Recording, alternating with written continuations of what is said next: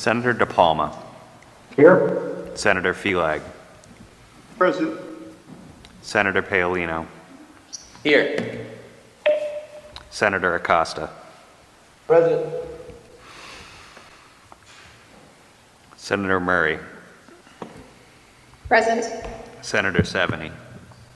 Here. Senator Sosnowski. Here. 8 members. There is a quorum. Thank you very much, Mr. Clerk. We're going to begin our agenda this evening with our hearing related to the CRMC FY21 supplemental and FY22 supplemental budgets, and also including Article 6, Section 8, related to CRMC penalties. I do know that we have several individuals from CRMC here today, but I first want to turn it over to Joe Codega from the Budget Office to introduce these items. Joe?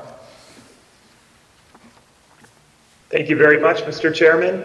It's a pleasure to be here tonight representing the administration on this hearing on various articles of the governor's budget, including some agency budgets as well. My name is Joe Codega. I'm the Deputy Budget Officer. I'd like to introduce some members of the administration who will be joining us tonight. As the chairman mentioned, we'll begin with CRMC. And from CRMC, we have Jeff Willis, the Executive Director, and he'll be joined by some staff members, including James Boyd, the Deputy Director, and Louise Ford, Chief Resource Specialist. They'll be discussing the CRMC budget, in addition to Article 6, Section 8, which deals with some CRMC penalties, changes that are recommended.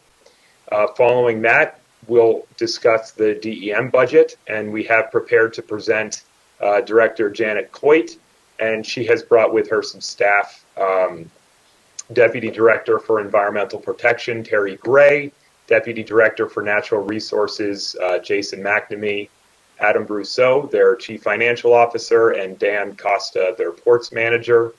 They'll discuss not only their budget, but various budget articles with a environment-related impact, including Article 1, Section 19, related to the underground storage fee transfer, Article 6, Section 6, related to DEM parking fees, Article 7, related to the environment, and Article 10, fishing industry modernization. And with respect to Article 10, we also have prepared brief comment from Kathy White, Environmental Food Specialist at the Rhode Island Department of Health. There is a portion of that article involving dockside shellfish testing that does impact the Department of Health. So with that, I would like to pass it off to CRMC to make a brief presentation. And if you'll bear with me for a moment while he begins, I'll make sure that I am sharing my screen. Thank you, Joe. Thank you, Mr. Chair, Senators. Very much appreciate the accommodation tonight on behalf of staff Jim Boyd and Louise Ford, who are also here. Again, thank you for the accommodation to put us up first so that we can make our 6 o'clock meeting tonight. So I just make a brief presentation here on the CRMC and some of our accomplishments to date, and of course are available to answer any questions you might have, especially as we lead into the budget article that we have. Next slide, please. So I just want to let everyone know about some of the offshore renewable energy projects that the council is dealing with right now. You can see that back in 2017, when the Block Island Wind Farm became fully operational, we were able to and still tout Rhode Island as the first state to have offshore wind energy projects in the nation. And from that, as you well know, there's been an explosion in this field. And primarily in the waters off of Rhode Island and Massachusetts, we are finding great interest in siting additional offshore renewable energy projects. What this slide is looking to represent is the amount of activity that it is occurring as we speak and will be occurring in the very near future that the CRMC in the state of Rhode Island will be dealing with very soon. Right now, or we've already went through the Vineyard Wind process. We issued our decision on that in 2019. And right now we're dealing with the South Fork Wind Project and Orsted Project. And as of tomorrow, the Revolution Wind Project will be coming in for its notice of intent to issue the draft EIS for the project. So the CRMC will be looking at the Revolution Wind project in addition to finishing its review for South Fork. Right on the heels of Rev Wind, later this summer, we expect a second Vineyard Wind project to come along. And before the end of the calendar year, we will have another Ørsted project in Sunrise and then Beacon Wind later on by the end of the calendar year. We expect to have Bay State, another Ørsted project, in the door in the next calendar year after that. So again, just the importance of this slide is to show how fervent this industry is in setting up renewable energy sources in the offshore environment. And the issues that come along with that are something that this agency, along with a lot of help from our sister agency, the Department of Environmental Management, will be looking at over the next immediate future and a near future as well. Next slide, please. So we also, as you may be aware, implement a lot of what we call special area management plans. We have been set up with excellent management tools over the past several years in developing these special area management plans within the agency and help with our University of Rhode Island partners at the Coastal Resource Center and Sea Grant.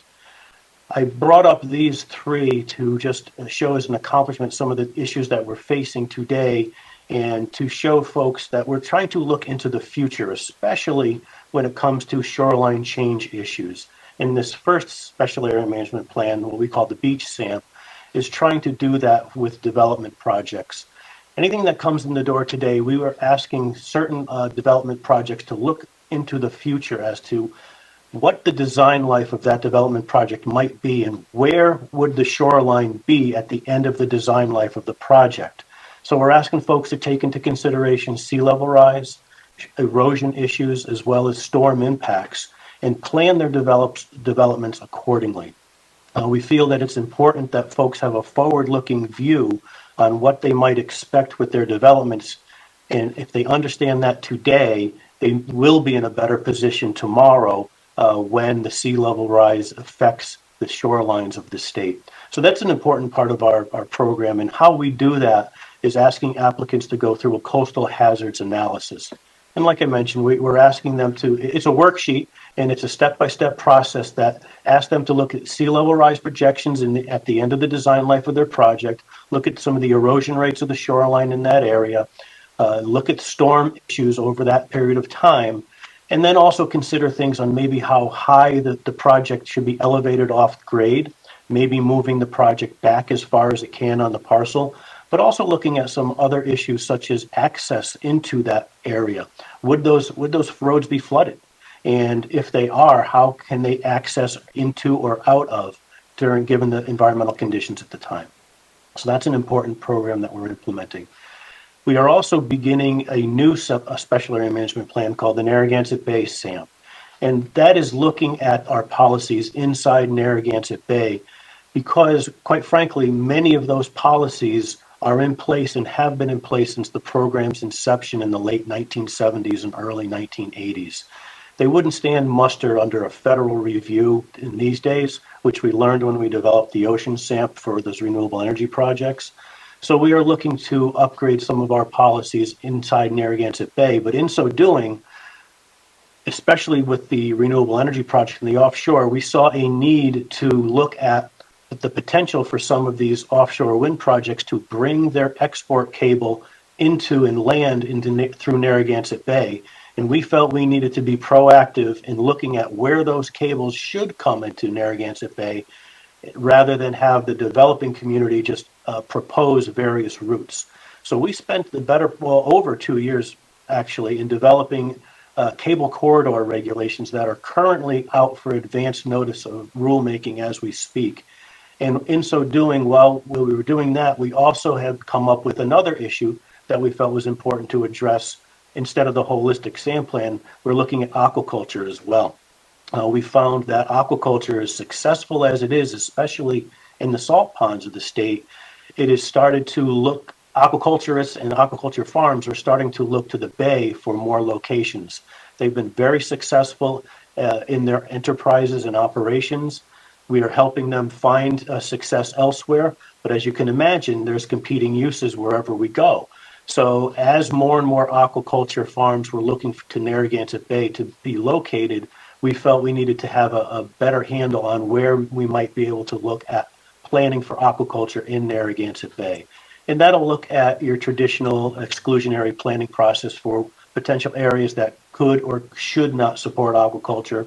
We're also going to look at fine-tuning the process by which we review aquaculture, and also look at gear selection issues, because as you may not know, aquaculture technology over time has changed to a point where some of the gear is seen as intrusive, but it's also changing to the point where it's trying to be less intrusive. And we'd like to set up rules and guidelines on how to use different gear for different types of operations. And then lastly, the Metro Bay Special Area Management Plan looks at large-scale developments and urban coastal greenways. It's primarily looking at economic development projects in urban areas of the state. And it's basically looking at ways to make these developments more viable, but also to have increased greenways along the shore. Ideally, its concept is to connect development projects to development projects with greenways along the shore. And the Urban Coastal Greenways policy within the Metro Bay SAMP attempts to do that. And basically, if the closer you want to get to the water, the more greenway and public access you'd be required to employ in those plans. So these three special area management plans are something that we feel are important implementation documents that the council has been using these past several years and will continue to use in the future. Next slide, please. So what's coming next? Some of the things that the agency would like to have more focus on and advance are rights of ways to the shore, have a more aggressive program along those lines. We want to have a better online permitting presence. And lastly, what we're starting to develop is a general permit program, and I'll detail each of those in the next couple of slides. Next, please. So the rights of way and public access program, if you will. The picture on the left is our statewide shoreline public access marker, post, and sign that tells the public this perpendicular or access way to the tidal waters of the state has been designated by the state and is a public place for you to use to get to the shore. It's been a very successful program for the council. We've designated over 200, I think we've designated actually 226 rights of ways to the shore to date, but I'd like to have that number increased. One of the ways we're doing that is working with our legal counsel and the Roger Williams University Law School to employ their fellows program and have the fellows actually help do some of the legal research necessary to help determine whether or not sites that have yet to be designated can be. So that's the acceleration of the rights of way program that we're doing. We had just met with Roger Williams Law School yesterday, as a matter of fact, and are starting a cooperative agreement with them to have their fellows enter into a program to help us do that research, starting as early as June 1, essentially at the end of this term, and give them a couple weeks off after their finals. We also have an adopt and access program. This blurry one in the middle, apologies, was the best I had, but Saltwater Anglers has adopted several access sites where they go and clean it up and make sure that the sites are always usable for folks that want to get to the water. And then the large picture on the right is out of that urban coastal greenway that I just discussed within the Metro Bay SAMP that is looking for these economic development projects to have access along the shore, and they are marked with this type of marker to let the public know that there's public access there. Next, please. So we have developed an online permitting program, and right now it consists of two parts. If you go on our website right now, the left photo, you will be able to access the beach vehicle permit system. As you may know, accessing remote parts of the shoreline is a long honored tradition in Rhode Island. People love to do fall fishing, but can't get to certain areas of the coast without vehicular access. So we've had a beach vehicle permit program in years with the help of our sister agency, DEM, helping us permit those. We've made it easier for both agencies, quite frankly, to do this by having an online permit program that we instituted last year. This will be the second season, so that's working quite well. And we're also working with the state contractor on developing an online portal to submit your asset applications. That would be the photo to the right. That's not ready yet. It's basically in beta testing, but it is basically a portal to submit all your application materials, and then we'd handle them normally the way we do. And I don't want to steal DEM's thunder, but we are working with DEM on a larger database project for the two agencies to use in tandem together. But this would be an interim step that folks can at least get their application to us digitally. And in the age of COVID, they did not have to come to the office. So we expect to have this one up in the next couple of months. Next, please. And then I'd like to end on this slide in the development of a general permit program. You've probably heard the old saw over many, many years, 30 years of CRMC explaining what its program does. And it permits any activity from flagpoles to nuclear power plants. And that is exactly true. However, it doesn't need to be true. What we have developed over these past several years are permitting what we call de minimis activities.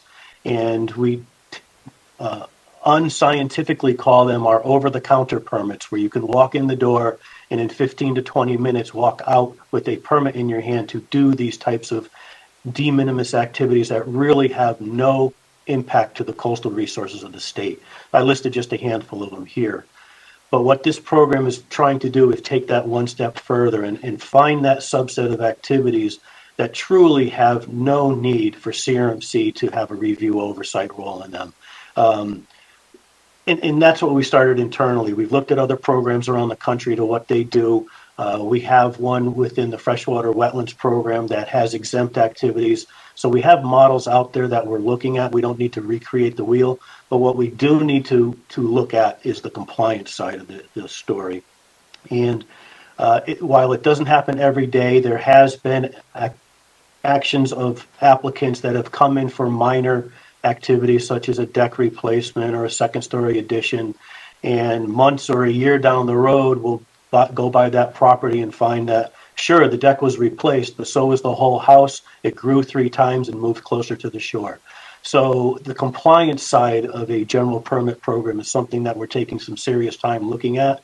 And as you may or may not know, CRMC staff has 2 environmental scientists that we have on our enforcement staff that are more reactive than proactive, and it's something that we'd like to have them be more proactive in a compliance standard that we would use with this general permit program. So again, a lot of moving parts with the general permit program, but it is something that we feel is very valuable to the state of Rhode Island and the property owners, so that there is less regulatory review over activities that have really no impact to the coastal resources of the state. So those were some of the issues that I thought I'd raise with the Senate today.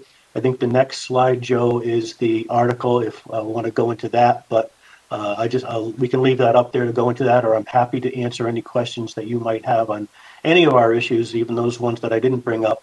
And again, I have Jim Boyd and Louise Ford here to help answer questions that you might have. Thank you.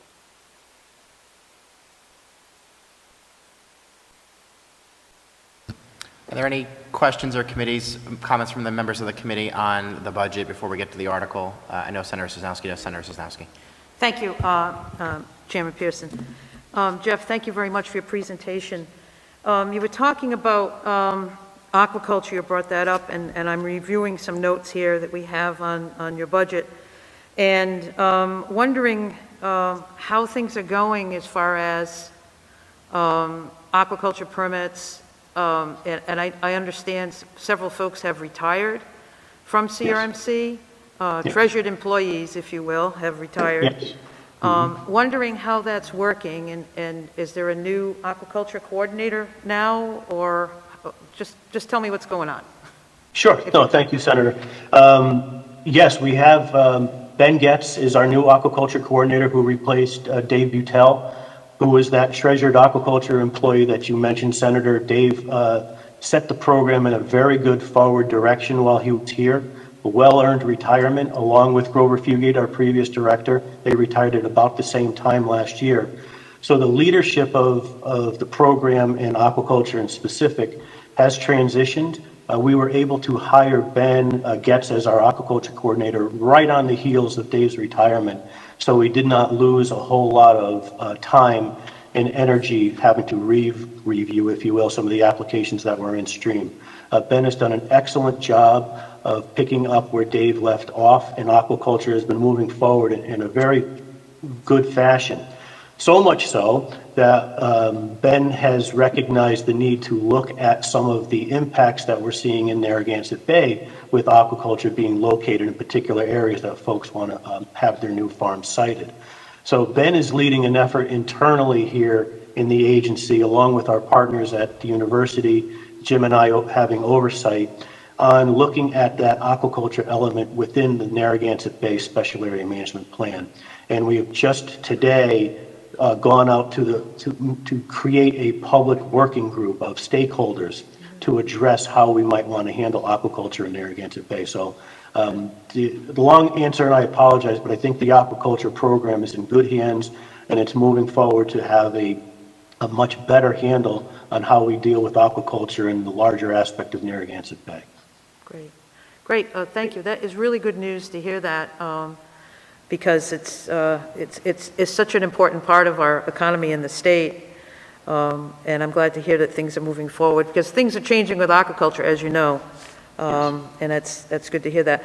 Also, as far as other employees, you're going to have more retire. Do you have folks that are, you're going to be replacing these folks, or I know it's just this morning, we have annually a meeting with the Environmental Business Council of Rhode Island, and these same questions came up there. Grover and Dave left at the end of May of 2020. Right on their heels, 6 other staff have left through January of this year. So in total, we had 7 staff retirements and 1 staff transfer out to another agency. And we've had to replace them all. We have replaced all but 4. And why I say all but 4 is 2, our coastal geologist and our applications coordinator.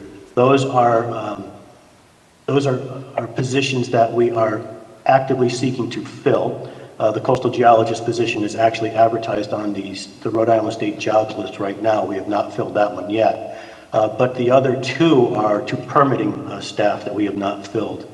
And those would be 2 environmental scientists, one of which is a supervising environmental scientist. The reason why we haven't filled those is their last day is tomorrow. So they technically will be retired as of tomorrow afternoon. But we were very lucky with the administration allowing us to advertise their positions before they left. And we have closed the advertising period for those 2 positions. And Jim and I have on our desks the applicants that we need to interview for those positions. So we hope to have those interviews conducted in the next couple of weeks and have bodies in place for them shortly thereafter. But we have filled most of the positions except those that I just mentioned. okay. Thank you very much, Jeff. And you folks do a fabulous job with very few people, and hope your continued success. I know you're doing a lot of work with the wind energy projects, and best of luck to you with the new folks. Thank you, Senator. And I would like to recognize Jim Boyd for handling a lot of the wind stuff on our agency. He's done an outstanding job. Yeah. Thank you, Jim. Thank you, Mr. Chairman. Thank you, Senator. Senator Felag. Thank you very much, Jeff, for your presentation, but you piqued my interest when you started talking about the general permit process. Mm-hmm. And you were mentioning decks and roofs and things of that nature that are sort of minor in nature, but still very important. Are you indicating that this is a dole application? Because wouldn't these go through the local government in terms of getting a permit for those types of enhancements? We would not, we wouldn't interfere with any other regulatory process but our own. We just feel that there is a subset of activities that have really no impact on coastal resources, and we'd like to list them as not having to come to us for a permit. Okay, so like I said, they don't need a permit from you, but they would go before the local town planner or assessor and get a permit to provide that piece of enhancement to their property. Correct. And what would you define that? I guess it would be any type of property, because anyone who does any type of permitting process or enhancement to their community property has to go before the applicable town boards and stuff. Right, it would be more focused on activities, not necessarily parcels, but definitely activities. You mean in terms of enhancing the house footprint to that degree? They would have to go before you. And what would your jurisdiction be? Those that are coastline to the ocean or river? Or how do you define that sort of jurisdiction you have? Sure, the jurisdiction wouldn't change. It would still be, in this case, the shoreline coastal feature, which could be anything from a dune to a wetland to a rocky shoreline. And then we have 200 feet inland of that feature. So any parcel that would fall within that 200-foot jurisdiction, this is where that program would apply to. So theoretically, you're saying it could be across the street or something of like that nature if it was a small property adjacent to the water? Absolutely, and right now, those properties that are across the street have really no major impact to the resources now, and those are the permits we literally issue in 15 minutes. So why do we need to keep issuing permits for certain activities that are clearly across the street and 199 feet away from a coastal feature? We need to identify those. Thank you very much, Mr. Chairman.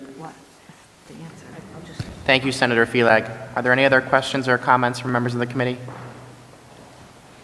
Okay. Hearing none on this section, we do have Article 6, Section 8 related to CRMC.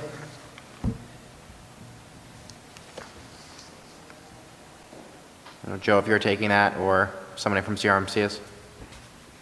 No, I will have that. If Joe, you can put the slide up. Put the slide up one moment.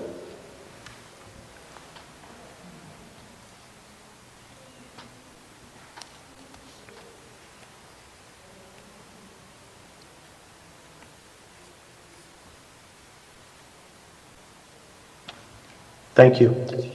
So what we are asking is in our enabling legislation, the CRMC penalties be increased from right now a maximum of $2,500 to $10,000. That's the major crux of the request. When it comes to enforcement activities at the CRMC, a lot of times a $2,500 fine is the cost of doing business. And in many cases, as a matter of fact, we dealt with one just the other day down on the coast where $2,500 fine relative to what was being done without a permit is not a major deterrent.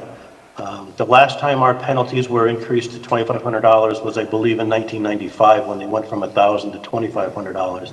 We feel that this increase to $10,000 would be a significant deterrent to potential violators of the program to conduct activities without seeking a permit first.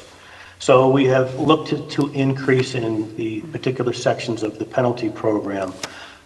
Each day a violation remains, increasing that by doubling it. But if one particular site has several violations on it, it would have a maximum or aggregate fine of $50,000. Right now, if we look and see that there's three clearly separate violations occurring, we can issue three $2,500 fines. In this case, we would max that out at $50,000 if there were more than one not permitted activity going on.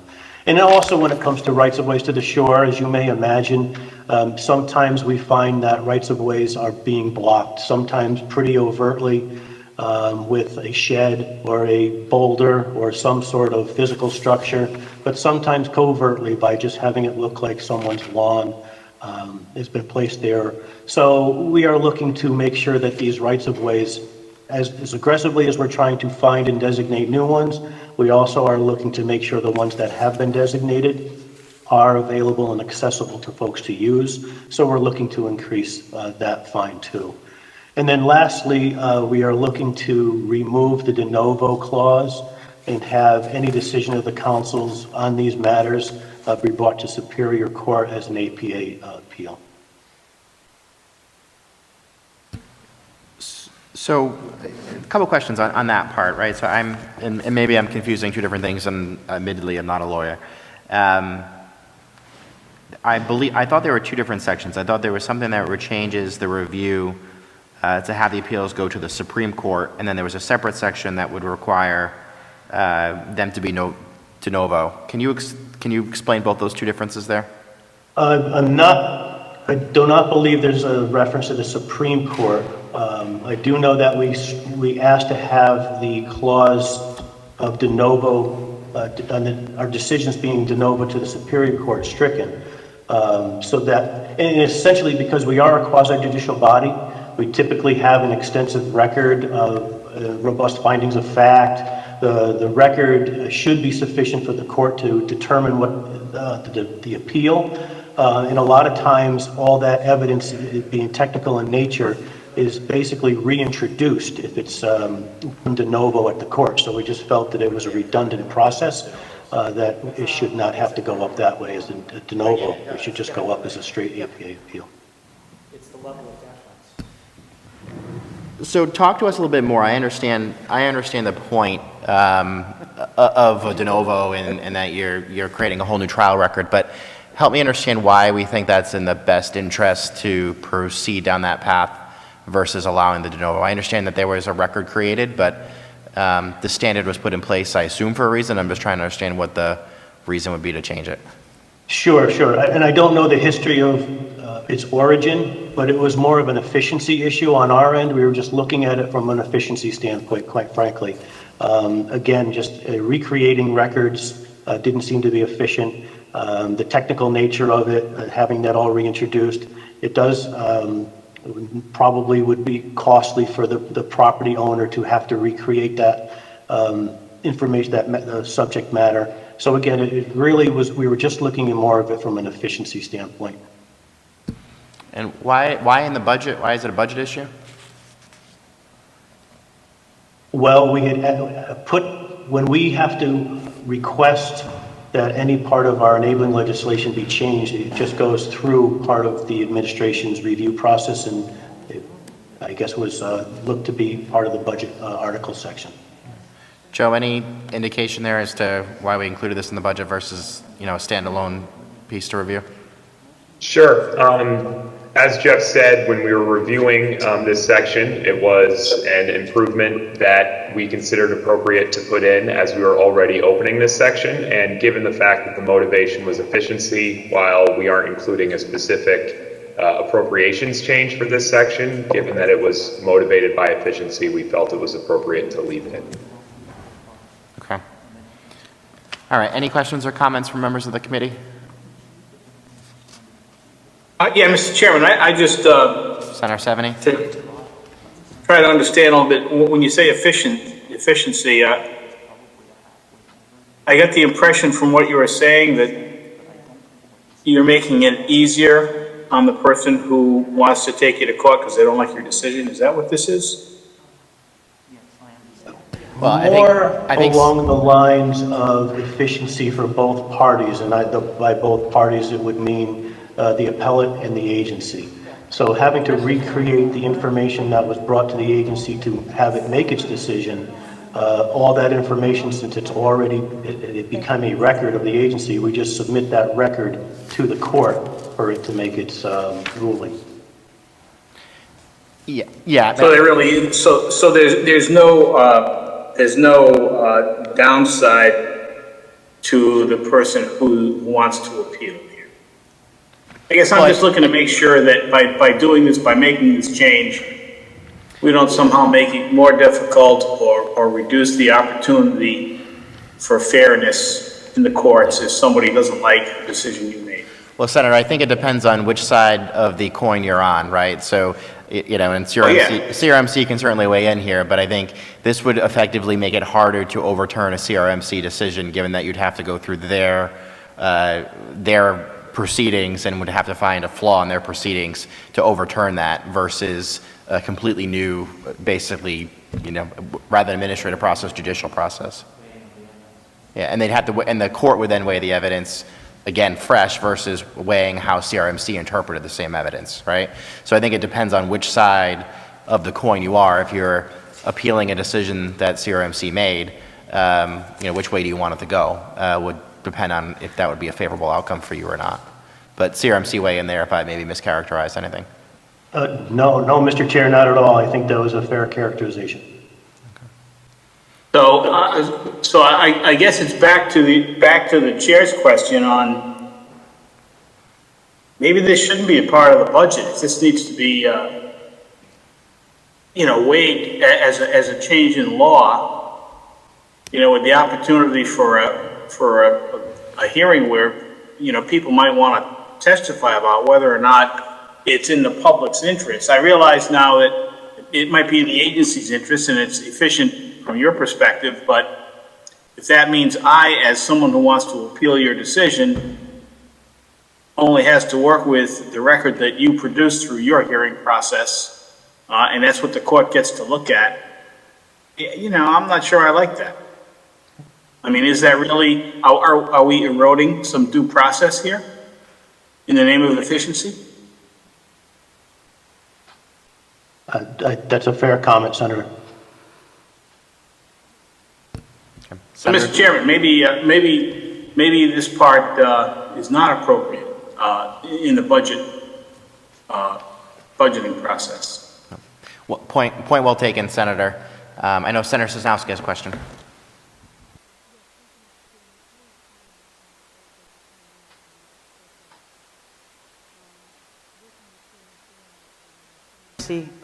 Legislation for many years. With all due respect, I do think that this particular issue would be better discussed either as a bill having to do with the reorganization of CRMC or before a commission that is studying the role of CRMC. I don't think it really belongs in the budget, with all due respect. I think in light of recent issues that have been brought to the fore, I just think this is an issue that shouldn't be handled so quickly in the budget. I think it needs more scrutiny. Thank you, Mr. Chairman. Thank you, Senator Sosnowski. Are there any other questions or comments from members of the committee? And I apologize, when we're presenting, I can't quite see everyone, so please just let me know if I can't see you. Okay. All right, hearing none, I do believe that we'll conclude our hearing on the CRMC budgets as well as the CRMC-related article. I want to thank those individuals from CRMC that joined us tonight, and thanks for working with us on the schedule as well. We appreciate it. Thank you for the accommodation, Mr. Chair. Anytime. Next testify, we are going to move forward with the other section of our agenda related to the Department of Environmental Management, their FY21 and FY22 budgets, as well as several budget articles and sections. So we'll hear Article 1, Section 19, related to underground storage fee transfers, Article 6, Section 6 on parking fees, Article 7 relating to the environment, and Article 10 relating to fishing industry modernization. I know we have Director Coit, but Joe, I'm not sure if you want to make any introductory remarks, but we're always excited to have Director Coit with us. Thank you. Glad to pass it directly to Director Coit. Excellent. And Joe, thank you, Mr. Chairman, and thank you, members of the committee. A pleasure to be here. It's been a while. As Joe mentioned, I'm here tonight with several members of my senior team, and they are available for any questions if we get too in the weeds. I'm also, one of them is my CFO, Adam Brousseau. Joe is going to handle the slides. There is a lot in this budget surrounding DEM, and as you know, our mission is broad in scope, and I think we're going to take some time to go over a number of programs and a number of budget articles. For those of you who might be new to this committee, our mission affects every single Rhode Islander. You can see it, you can taste it, you can breathe it, and it's very important to the economy of Rhode Island in terms of farming, our commercial fishing, our recreational fishing industry, outdoor recreation, even people wanting to live and move here because we have a healthy environment or a clean bay. I wanted to start out by celebrating the March bond. Thank you very much for your work on that. Joe, the next slide. Thank you. As you know, our environmental bonds, which have been a continual investment supported by Senate Finance Committee and the health of our communities, they pass overwhelmingly, and the last one was no exception, 78% support. So it included some really critical investments that DEM's been working on for quite some time. I will talk later about our parks initiative, but the $33 million in funding for parks investments is really a game changer. We expect these projects to be exciting, rebuilding Goddard Park's beach area, major projects at state beaches, campgrounds, Brenton Point. We hope to leverage these funds. We always try to leverage state money with federal funds, with some of the federal stimulus or infrastructure money that's coming down the pike. And we'll probably, these big projects go several years in the making when it comes to design and the contracting and the construction. So it may give us a little bit of time, but we'll probably be spending about $10 million a year per fiscal year, maybe starting in a year or two as we get these projects going. Also, I wanted to mention the recreational grants. They are always our most popular grant program. You know that many communities apply for them and don't receive funds, sadly, because we often have 3 to 4 times as many applications as the money we can spend out. So we've obligated all the past money for our recreational grants programs. And this $4 million, we will do a grant round this fall and make announcements probably early in 2022. And then communities will be informed that they have the grant money. It's a reimbursement program, so often takes us a couple fiscal years to get the invoices and to spend the money out. Anyway, it's just great to see the very, very deep and broad support for the environment in the state of Rhode Island. Next slide. I wanted to spend just a couple minutes about what's staring us in the face. A couple of us got our second vaccine shot today, and I hope all Rhode Islanders 16 and over get vaccinated. But DEM never closed. And I wanted to briefly go over some of the lessons that we learned during COVID. Places like our boating registration, they just shifted, I won't say seamlessly, but they shifted from a primarily in-person operation to an online operation with people coming in every day, handling problems over the phone, trying to put things online or dealing with mail-ins. In every program, we just kept rolling. I thought some of these statistics are interesting as well. We had a presentation today from our Office of Compliance and Inspection, and we've had more complaints in 2020 in programs like our wetlands violations. And we speculated that people were spending more time at home or observing what was going on in their communities. But in many areas, we had over 2,000 open records requests last year, slightly more than we normally have. And I'm just really proud of the way the team kept moving and kept quickly pivoted to teleworking and continued to keep inspections going and permitting and regulatory programs going. Next slide. This had a particular impact on our Natural Resources Bureau. Everyone wanted to get outside. It's healthier outside. So despite significant restrictions in our beach parking areas, we had those lots open at 25% at Misquamicut and Scarborough. We still saw a 24% increase in the cars coming to our beaches. And that is because from morning till night, all summer long, people were at the beaches, they were at the parks. The staff shifted, everyone was wearing masks on very hot, humid days. And we just kept on trucking. So the team, I think, feels that even more people discovered or rediscovered some of these places. We saw a renewed interest in some cases in local seafood. Port Manager Dan Costa, I think, is on the line. We always have allowed fishermen to sell lobster from the boat, but we had lines snaking around the Port of Galilee for people who wanted to support local fishermen and purchase a delicious, freshly caught lobster. I want to flag, as I always do, that we have Quahog Week coming up.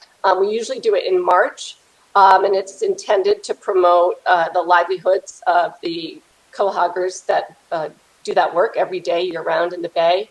This year we moved it to May because we also wanted, of course, to support local restaurants and wanted to do it at a time of year when more people could dine safely and dine safely outdoors. The last thing I'd like to just flag on this slide is I've talked to you before about our parks initiative and the study that we did. We are similarly completing a study on our Fish and Wildlife Division, and I think that's of interest to many of you, with an outside expert taking a look at what we're doing, how we do it, the fact that our funding is entirely coming from federal receipts and fishing and hunting licenses, and how that constrains what we can prioritize. And I want to come back to this committee with the results of that study. And I can't say enough about the way Ken Ayers and Bob Ballou of my team work to support the farmers and the fishermen through COVID, from helping them with questions about health insurance to making sure federal programs covered them effectively, to helping promote local food. I think DEM really stepped up to work hard with stakeholders throughout COVID-19, and that it's had benefits with some things that will remain online and some relationships that were strengthened through this crisis. Next slide. So I'm sure you had a budget briefing already, and this is the numbers. And Mr. Chairman, I know you're always very interested in the numbers. The DEM's budget is increasing slightly. A lot of that shift is just making up for things that we were able to shift to some of the CARES Act federal funds last fiscal year. Significantly, though, and I'm going to get into this in other slides, we have an increase in our park staff, and we have an increase in our coastal staff. The program that runs the Port of Galilee, Pier 9, Monahans, and some other smaller fishing piers across the state.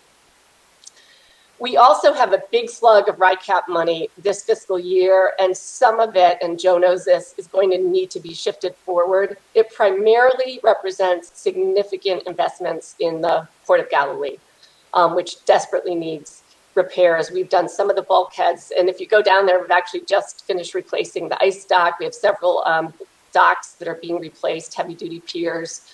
If you go over to where we have the significant party and charter industry, we've replaced some of those docks. So there's a lot of work to do ahead, but we're really making headway in restoring and improving the port infrastructure.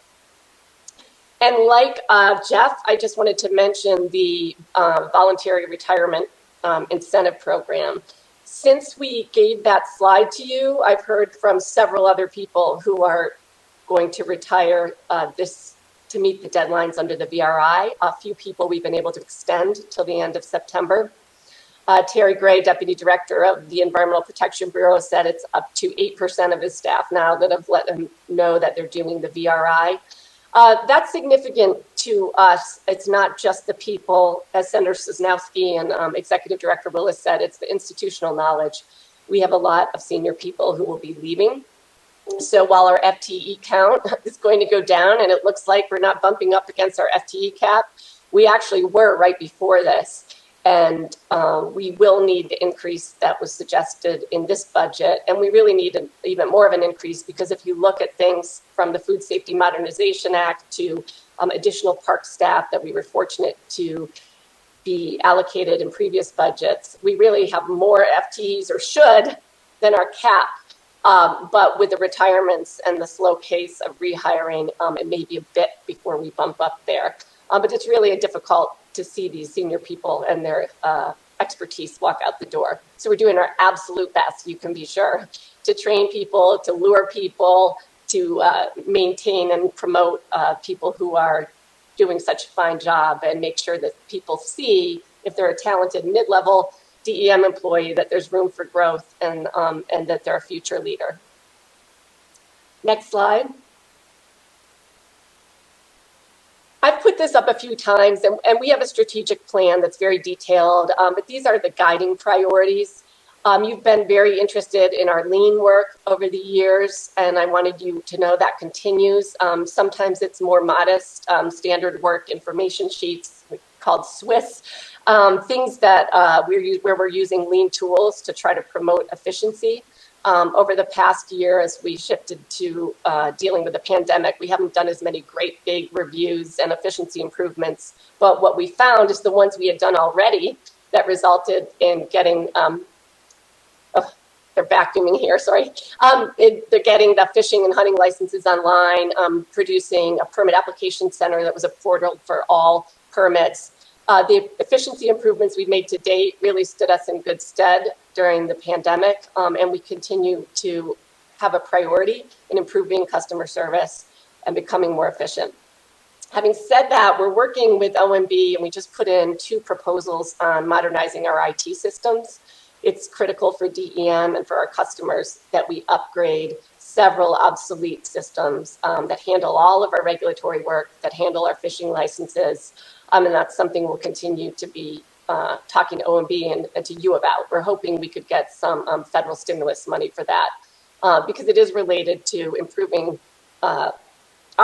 our ability to move permits and licenses and the kind of things that we need to do if we're going to see federal stimulus money result in increased development in Rhode Island. The next 2 slides are just, you are familiar, we have 2 major bureaus. The Environmental Protection Bureau, headed by Terry Gray, is on this slide, that deals with air, land, water, protecting public health and the environment. The challenges here are really related to the size of our workforce and the enormity of the work that we have to do. We have a number of large, complex projects that we're working on now, and they're really important for Rhode Island. They consume a lot of time of our high-level staff, and we don't want a situation where we have a bottleneck or a large pipeline of permit delays. So those are challenges that we need to work on together. Next slide. The Natural Resources Bureau. I've talked a little bit about outdoor recreation. I also want to stress, and there was a wonderful series that Alex Kuffner did over Earth Week about the winter flounder, that our work there, as well as on the environmental protection side, is grounded in science. And in many times, we're doing very important cutting-edge science, from long-term assessments of fishery stocks and their health, to looking at what are the impacts of warmer waters, or what are the impacts of runoff and sedimentation for our brook trout, for our winter flounder, for American lobster. So this is also a very large bureau that cuts across all of your districts, and from the bike paths to the parks, the farming, the forests in your district, where DEM is involved. The next slide is the top priority under our strategic plan is our work on climate change. And I want to congratulate you for a very ambitious bill that you enacted and Governor McKee signed into law earlier this month. This is work that we've already been doing under the Executive Climate Change Coordinating Council, but you really upped the ante. We are going to need to do more, faster. Again, I think it's going to require more resources to be successful, and I'm talking to Joe and others in the governor's office about that. We are going to need additional expertise and additional staff to do the ambitious work ahead. We are going to need to reduce emissions from our transportation sector in order to meet these goals. We are going to need to scale up offshore wind and other clean energy in order to meet these goals. And we are going to need to focus harder on equity issues and what happens in overburdened communities, what happens in communities that are feeling the impacts of climate change first. And we've already asked our Science and Technical Advisory Board that you created under the Resilient Rhode Island Act, the predecessor to this act, to look at climate justice issues, do outreach and work with the EC4 on that. But I think the Act on Climate, consistent with our focus and growing awareness of the need to engage more with communities around what they need and to make sure that we're looking at environmental justice in all the work we do.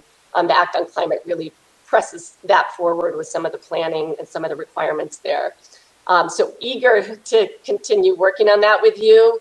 Definitely something we need to work on together, and that requires very careful evaluation and expertise. And I will say that Governor McKee is looking at 2030 in a very large way as a horizon where we need to plan carefully together on economic development and other issues, and promoting green jobs, local jobs, and the work we need to do under the Act on Climate is very much part of that 2030 vision. Next slide. All right, so there's a lot in this budget, and I know some of you have a historic interest in some of these issues. I've got slides on several of them, and some of them that you're interested in, I don't have a separate slide on. So let me just breeze through this slide to say the Fish and Wildlife license increase is the same as we had in the last year's budget, and I'm going to talk about it further on the next slide. The agricultural fee increases were something that DEM put forward when we knew we needed to meet a 10% budget reduction. They increased fees on certain pesticides and commercial feed and fertilizer, putting them more on par with our neighbor to the north, and raise about 1.4 million. There may be testimony expressing concerns on that, and I'm sure Senator Sosnowski has concerns on that. It was a way of raising revenue as opposed to making cuts. The commercial fishing license modernization, I have a slide on, that is also something that we had previously put forward. I'll talk further about the proposed fee increases for daily parking at Misquamicut and for so-called Lot G in Galilee. And I think I have slides on the rest of these. So I don't have the slide on the underground storage tank proposal, and I don't know if you were going to separately talk about that, Mr. Chairman, in a separate article, but I want to flag that this budget would transfer $1 million out of that underground storage tank fund, and that is another issue that this committee has been concerned about in the past. In short, I will say that the balance of that fund can withstand such a one-time transfer, given the rate of expenditures from the fund over the last few years. But happy to answer more questions on that. Next slide. So this budget continues the work that we've been doing over the past few years and that you've been very supportive of and really concerned about on our Parks Initiative. We presented a 2018 report that demonstrated that we were significantly understaffed and underfunded for the magnitude of the work we had. This diverse park system that attracts well over 9 million visits a year. And that was before a pandemic that really sent everyone outside. And so over a period of years, we've been working with you and with Governor Raimondo and now Governor McKee to increase the staffing and the operating budget for our state park system. So the 4 positions that are included in this budget continue a trajectory of bumping up the staff there. We have about half the amount of FTEs as the Providence Park System has to handle everything, from Burrillville to Little Compton. One of the positions in this is an engineer, and I mentioned that because with the $33 million in the infrastructure money on the bond for capital projects, we really need at least one more engineer, doing the work and overseeing those significant projects.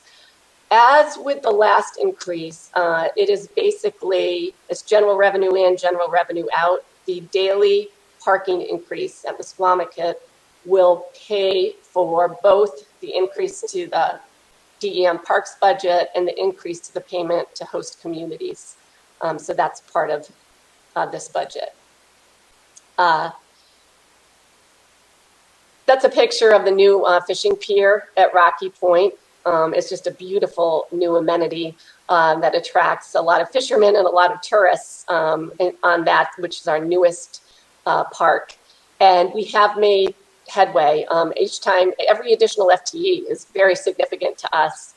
So we have expanded services, put more things online, done a variety of improvements, and we'll be able to hasten the pace of that with the bond money. I was at Fort Adams State Park last night for a meeting, and every time I go to any of our parks, I just feel so fortunate that Rhode Island has these beautiful places available to the public. So it's something that we should all feel we're part of a great success story. I feel I've covered this probably enough, and I'm getting to where you're ready for me to wrap up. But again, this is some of the projects that we plan to fund with the bond money. And again, I will say that as we have with the East Matunic facilities, with the Land and Water Conservation Fund at the federal level, we will definitely look to stretch these funds because $33 million sounds like a lot, But any one of these projects, the Goddard Park facilities, that's going to be an $8-10 million project. So the money won't go as far as we think, and we really want to focus it on places that are out of date, need modernization, are falling apart, and are the parks that attract the most visitors. The parking fee increase, I don't know how deep you want me to get. We had a public hearing on the Mesquamacut and the Lot G proposals already.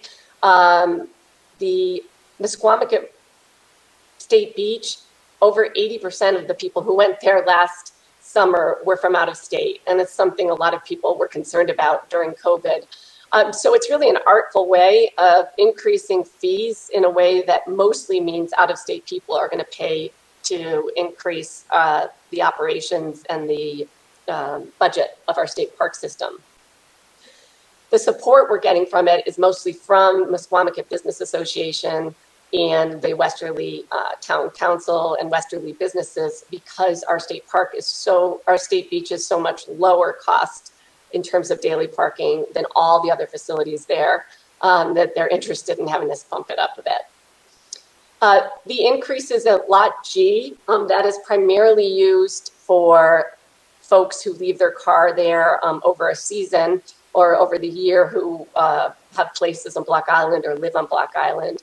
So that increase will bring us not on par with other ferry parking. We'll still be lower than that, but we'll bump up a fee that hasn't been increased in a long time, and also bring the daily parking fee there on par with other places in Galilee.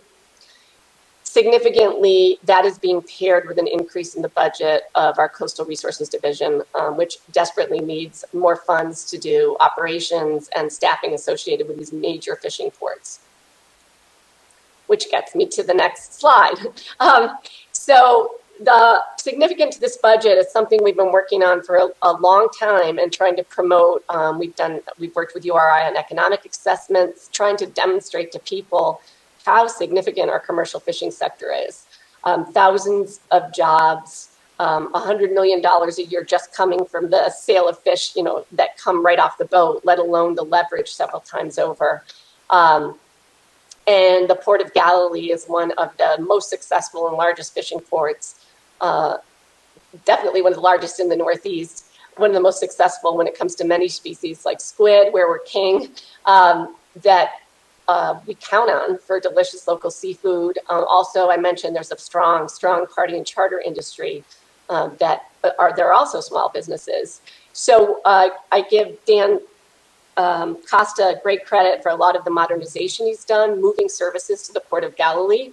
But we need more staff. This is a program where we take in a lot more revenue than we are able to expend to handle the work at the Port of Galilee, at Pier 9 in Newport, and to actually expand some of the services that we'd like to offer.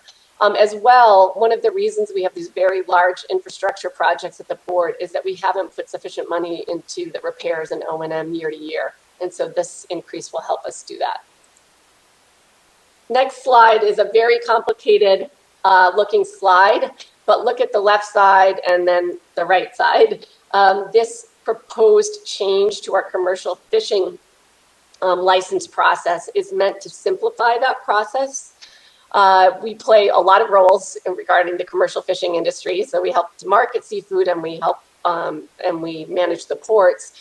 But this role in terms of the licenses that we give is something else that needs updating and modernizing. I mentioned we're trying to get a new computer system that will help us do this work more efficiently in terms of all the features we would like. But this proposal, and Jason McNamee, the Deputy Director for Natural Resources Bureau, can get in more depth if you'd like. But this helps us really make an overly complicated system more user-friendly. And it also will result in raising additional fees that go right into the work we do to support the commercial fishing industry. They've been very supportive of this proposal, which is another budget article. Next slide. This proposal to increase fish and wildlife license fees was also something that the stakeholders involved have supported. The money on those fees goes into a restricted receipt account. It's matched 3 times over by federal funds from the Pittman-Robertson Act. So every time we get an additional state dollar in fees, we get 3 federal dollars, and they go right back into the program, where I told you we're taking a fresh look at whether we can more effectively serve all the stakeholders. But it's really the hunting and fishing stakeholders that fund our work, the science, the management, and these fees haven't been raised in some cases in decades, and we're doing it gradually over a period of years with the intent to better support these programs. I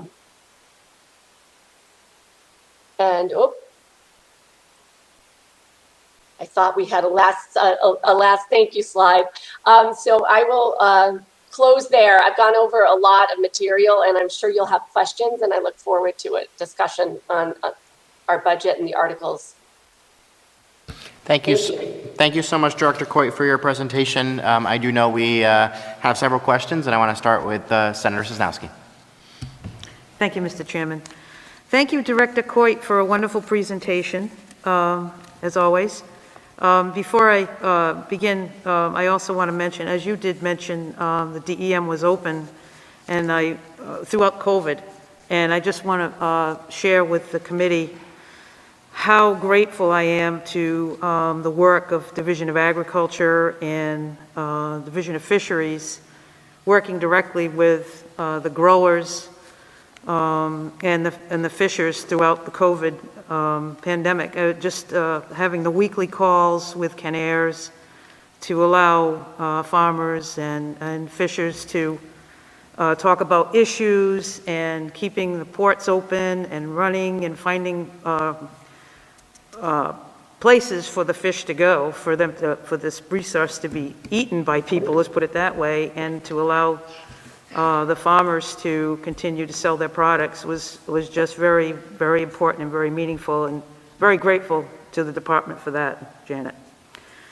So while talking about agriculture, I'm going to jump right into the budget, Article 7, and you knew this was coming, Director Coit, on the agricultural fees.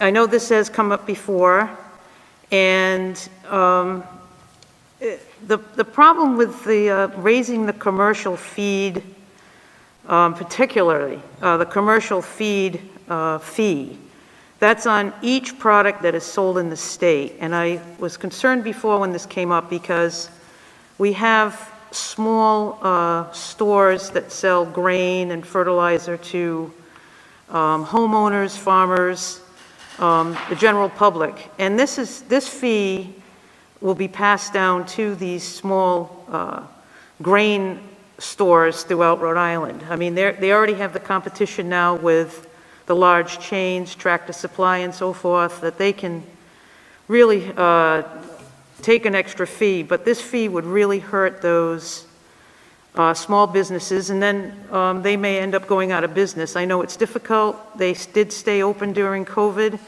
I know a lot of folks who have small goat dairies and sheep, and they really depend on the small grain stores in Rhode Island. So this fee would really, really hurt them. Also, on the pesticides and the commercial fertilizer, I think those companies, a lot of those products are sold through different distributors in Rhode Island. But the commercial feed issue, that could really hurt a lot of our small farmers in the state, as well as pet owners as well. So I'm concerned about that.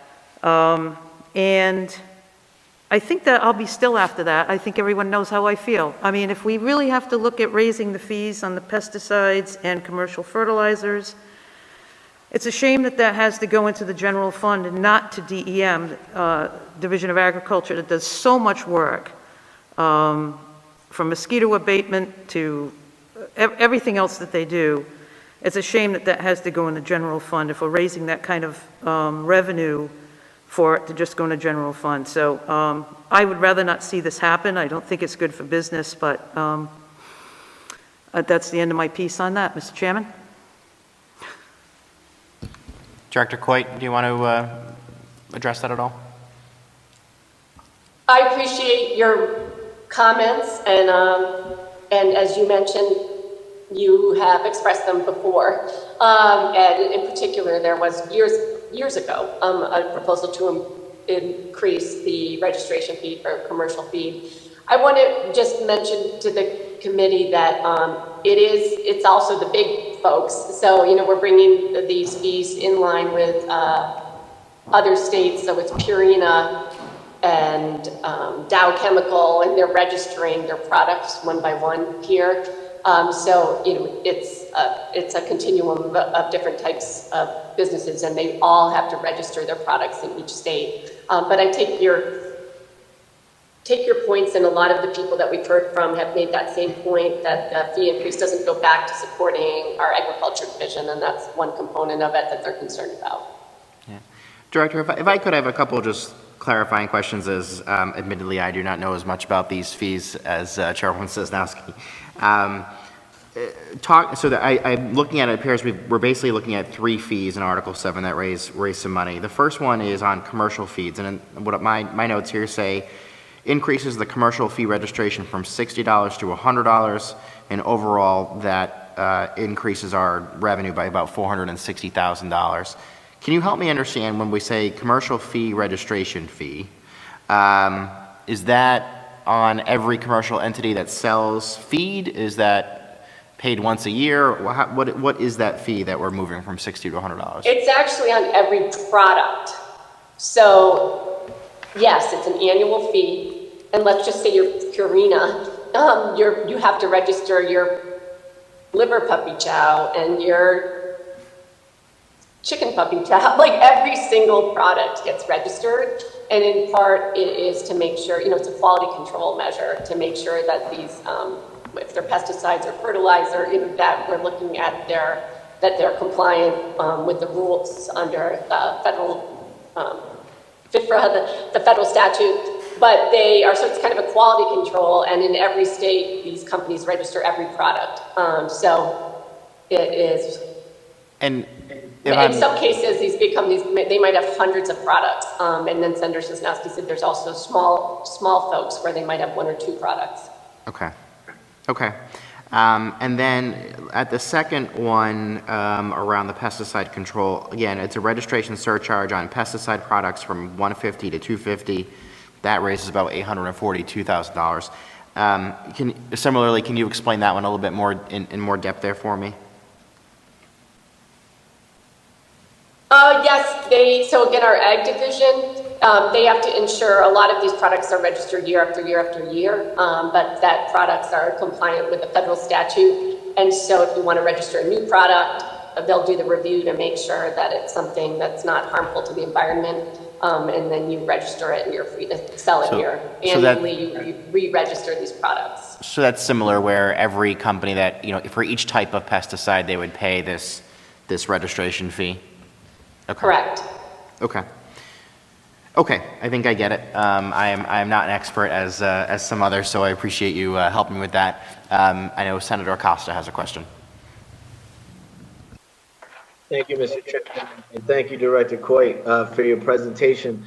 I want to talk about parking fees.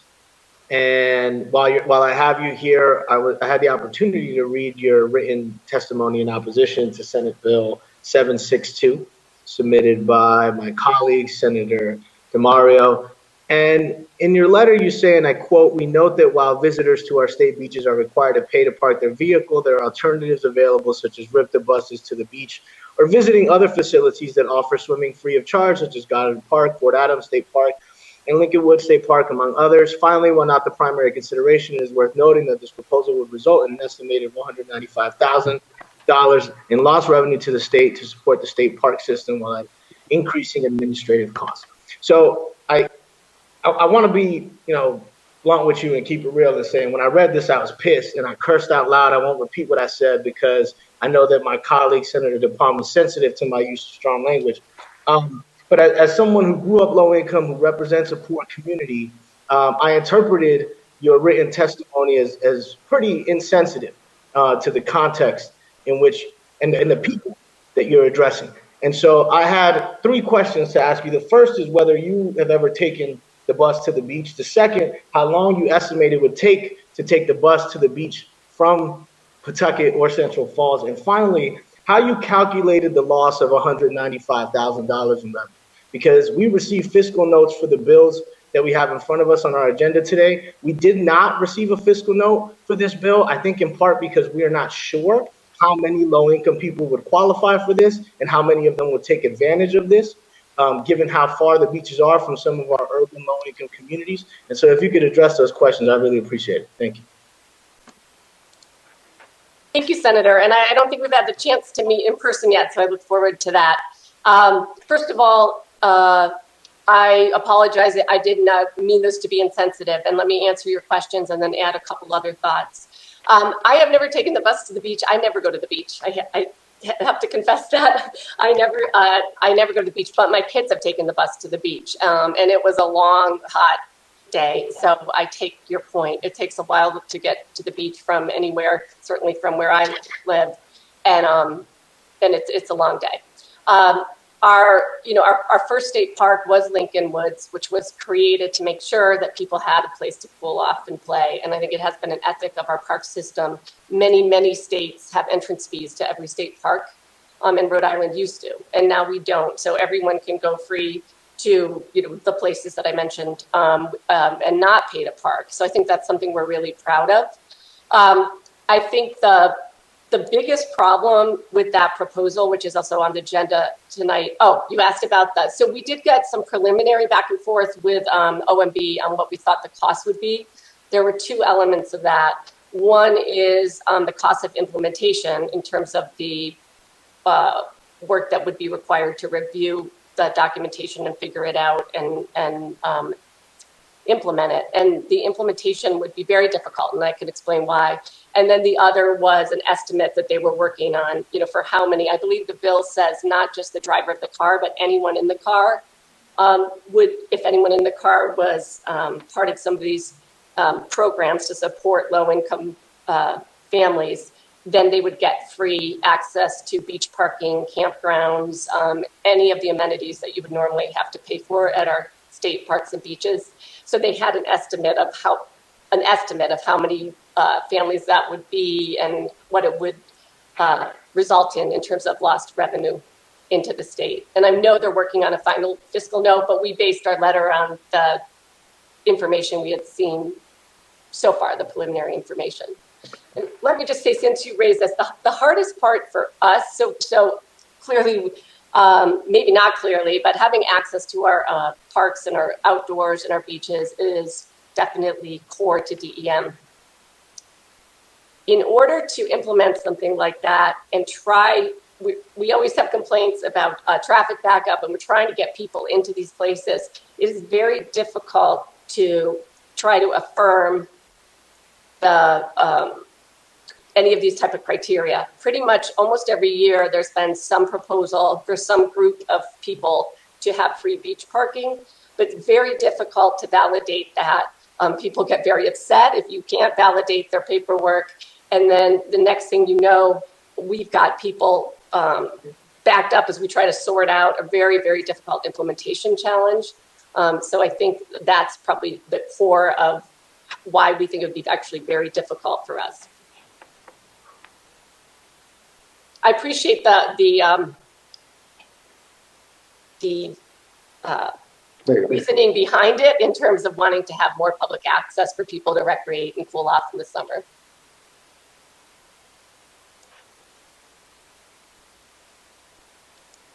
Thank you, Director Coit and Senator Acosta. Senator Feelag, do you have a question? Yes, please.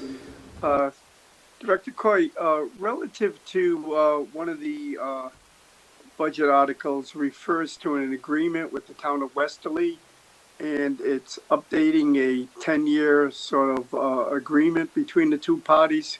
Can you expound a little bit on what that agreement is? It's talking about parking fees charged and collected for facilities located in Westerly may exceed those that were in effect of June 30th, 2011. I know what, I think I know what you're talking about. So is it relative to the beach daily beach parking fee increase in Westerly? Correct. Yes. A couple years back, we worked with the town on a variety of measures to address trash at the beach. For instance, they lent us some of those composting trash facilities, and then they agreed to take the additional trash. So we had a variety of things that we were working on together. And I think that must be what you're talking about, to try to deal with some of the traffic and trash issues at the beach. And how are we addressing the trash? Is it just that you bring your own trash away from the facility? Is there ever been future discussion about having a huge bin or something that people could deposit their trash in? Yeah, so that's been, before my time, DEM did have bins at the beaches, and then there were seagulls and skunks and problems and trash blowing all over, and then the agency moved to a carry-in, carry-out policy for our parks and beaches, which meant that we could deal with a smaller budget, operational budget, and that we also didn't have as big problems with, and where you have trash bins too, people come by and dump their trash, and so we were constantly having issue with overflowing trash. So we maintained the carry-in, carry-out policy and that ethic, but we worked with Westerly, and they agreed to put up funds, and they gave us extra seasonal staff, and they agreed to pay the tipping fees, on a program to bring trash receptacles to Misquamicut, because it was really a big problem that year. And that's the only beach where we have lots of businesses on each side, so people will bring their cups and their trash from all of the neighborhood businesses, and we were having a big problem at the beach. So that pilot program went well, but it cost additional resources, additional staffing, additional trash pickup, and was a cooperation between the town and DEM. Okay, thank you. Thank you so much, Director. Senator DePalma. Thank you, Mr. Chairman. Director, thank you very much, and thank you for your continued service. You are still the longest serving director in the state. Now 3 governors. So you're doing something right, maybe. Now you are. Thank you for all your service.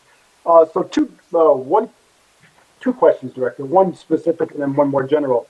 It was great to see the pier in that the pier where was that pier? That in That was our newest pier, our pier at Rocky Point. That's it. And I know you're going to ask about Green Lane. Correct. I know where it is. I know where Green Lane is. I know they're waiting on addressing some soil and transfer of land situation, but I know we'll be talking to you soon because your predecessor 4 governors ago indicated that was going to be the first pier a year, and because of some trials and tribulations. So I just want to make sure it's kept on your radar screen. So thank you there. More globally though, with regards to the work that's happening in Galilee and the sheer volume of fresh local seafood that people are able to purchase and consume. Base part is being able to consume it, next purchasing it. Third, the income it generates for those who are selling it. But you talked about the strategic plan that you have in the lean initiatives. Do we have number one, a strategic plan for Galilee, such as somebody said, this is what we need to do over the next 5 to 10 years from a visionary perspective, and what that would be? And if we don't, would it make sense that we create one of those, given what it provides to us in the state from a food perspective, but from an economic perspective, from a fisherman perspective? If we don't have one, is it worthwhile having one that shows where we really want it to go 5 or 10 years from now? So let me make some comments and then see if either Deputy Director McNamee or the Port Manager Dan Costa would like to add on. There is a Galilee master plan that makes clear that DEM worked on with the town that supporting commercial fishing, which the land was condemned for in the 1940s, is the top priority in the port. And it talks about other uses like the ferries and And so there's a plan that's somewhat out of date by now, I guess I would say. And then we've been working, and Dan could tell you, with the businesses that have been investing millions of dollars, Town Dock, Sea Freeze. We recently had a red crab processor come from New Bedford. So we've been working to both upgrade the facilities, modernize the facilities, and try to support the infrastructure that allows businesses to invest and grow and come to the port. But there have been a lot of changes. One of the things that, again, we put a proposal into OMB was a large port proposal, if we could get federal funding for that, both to look at climate resilience, improved IT systems, greener, sustainable practices, including for the fishing fleet. So we have a lot of ideas, but the idea of doing kind of a visionary 10-year plan is a good one. And we don't have exactly what you described. Okay. But I guess, Director, I would think not to the same level that we have for Quonset with regards to electric boat there and the work that they do amongst everyone else, but clearly electric boat as a major local, state, national, international defense asset that exists, but clearly an economic driver in the state, and what we just went out to bond for there. Maybe something to think about in the future as part of that plan. We need to have a plan to do that. What should some kind of a bonding request be for Galilee to get it to where it needs to go? Because at the end of the day, it's all good stuff, right? I mean, it's starting with the food, maybe food insecurity in some places that can help address some of that. And how do you tie that into the climate resiliency, et cetera? So just a suggestion. I think it's an excellent suggestion, and having a bond that focused on the fishing port is an excellent suggestion. We had over 100 different species landed commercially last year. It's a very diverse port. It supports all different types of businesses, small and large and huge. We want to increase the local consumer base, but a lot of the fish, as you know, is exported. And I think it's a great suggestion, Senator. Mr. Chairman, one just quick follow-up. I know Senator Sosnowski had arranged a tour there. Senator, I'm not certain how many years ago it was, but we toured a few different businesses there and actually had some fresh fish that was cured with some lemon on it that was just phenomenal. I don't know what it was. You could tell me anything. I think you had fluke ceviche.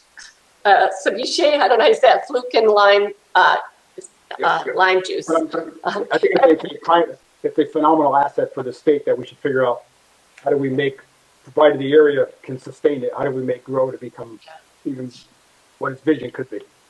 Thank you. Yeah, just one last comment. The new facility that Farm Fresh has on Kinsley Avenue is just amazing. So I encourage everyone to go to their Saturday market, and they do so much fine work supporting local food. And they now have several purveyors with local seafood, and of course, who can get a top dollar if you're selling it retail that way.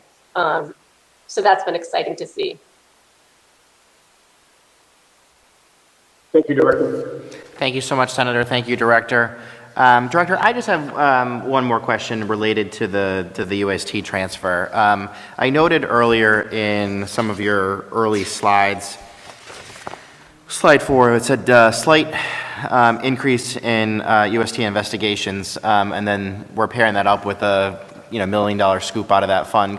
Can you maybe provide just more context to the increase in the investigations, and then feelings on that transfer? Sure. Let me see. Let me call in Deputy Director Terry Gray. That's his program, and he's been doing that work for a long time. Terry, if you'd like to answer that. Thank you, Senator. Good evening, everybody. I wanted to, that's an excellent point. We have had an increase in the number of leaking underground storage tank cases that have been notified to the department. There's also a lot of cases that continue to be kind of ongoing in maintenance mode, which means that the station owners are paying a certain amount of money to keep cleanup systems going indefinitely. While they're cleaning that up, they're submitting reimbursement claims to our fund. The fund is paying out the claims. In the past 3 fiscal years, it's been essentially in a steady state type of situation with a slightly growing balance. So the amount of claims that are coming into the department have not exceeded the amount of revenue that we received into the fund. So we've built up a little bit of a balance, and as Director Coit mentioned earlier, we can afford to deal with a one-time redirection of funds right now and still maintain the anticipated claim flow coming in, as well as still maintain the integrity of the fund to serve as that financial assurance mechanism under federal regulations and basically save our gas stations from having to buy private commercial insurance. Yeah, okay.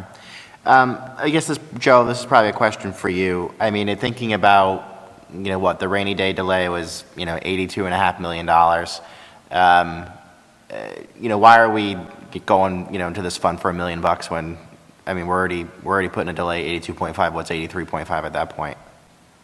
Well, Chairman, when we were in the budget process and looking to close our projected deficit of somewhere around, I think in the beginning of our budget process, we had estimated it around $335 million. We did look at expenditure cuts, we looked at revenue increases, and we tried to pick those options that would have the least immediate impact and the least detrimental impact on Rhode Islanders.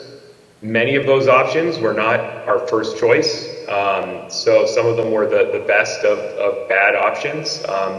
This one isn't something that we took lightly, but it was, compared to the alternatives to close a very large hole, it was a choice that, given the revenues and expenditures from this fund, we felt that in the immediate future it wouldn't have an immediate impact. It's something that the fund could sustain, and we did choose to move forward with it for that reason. Okay. Director Coit, I guess given if we do an honest assessment of that fund, and if we legitimately have more money than there is need, I mean, it doesn't make much sense to leave money in there in perpetuity. But if we're going to take it out, I'd prefer to put it towards something, that DEM could actually use versus, generally going back to the general fund. So if you got something you want to spend $1 million on, let me know. I'm sure Terry will send you 10 ideas tomorrow, but I think on the environmental protection side, we are concerned about having more staff to do the regulatory work and the monitoring work. So It would be easy to spend $1 million on that.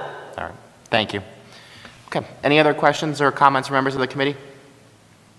Yeah, Mr. Chairman, I just had one follow-up. Sure. Is there a specific plan for the $1 million, or is it just going into the fund to make everything work out? Joe can correct. Is it just part of the operating budget? Yeah, I think it's a. I was going to use re-swizzle, Joe, but I don't think anybody would understand what that means. But I think it's just going to the operating fund. But Joe, keep me honest. Correct. It'll go into the general fund. Just a drop in the ocean, yeah. I hate to point out the obvious, but budgeting 101 is you don't do that.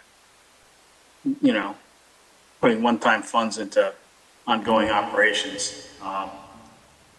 So I would like to second what the chairman has to say. If there's some reasonable investment that money could go for, for a one-time good use for the state rather than just, dumping it into the ocean.